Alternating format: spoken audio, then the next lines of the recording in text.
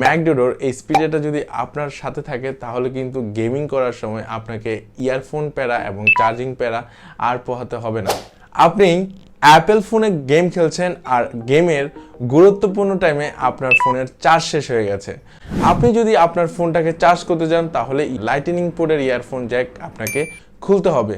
তো আপনি কিন্তু দুইটা একসাথে করতে পারবেন না, আর এটা একটা গেমারের জন্য অনেক বড় প্যারা। তো এই প্যারা থেকে মুক্ত দিতে বাজারের সবচেয়ে জনপ্রিয় স্পিকার ম্যাকডোডোর স্পিকারটা আপনাকে স্বস্তি দিবে, আর এটা পেয়ে যাবেন গরিবের গ্যাজেটে 2000 টাকার আশেপাশে।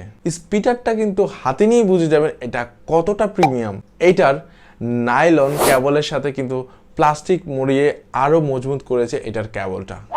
ম্যাকডোডোর এই স্পিকারটাতে রয়েছে লাইটনিং জ্যাক এবং হচ্ছে 3.5mm জ্যাক, যেটা আপনার চার্জিং প্লাস ইয়ারফোন কানেক্ট এই দুইটা কাজই কিন্তু করতে পারবেন আপনি একসাথে।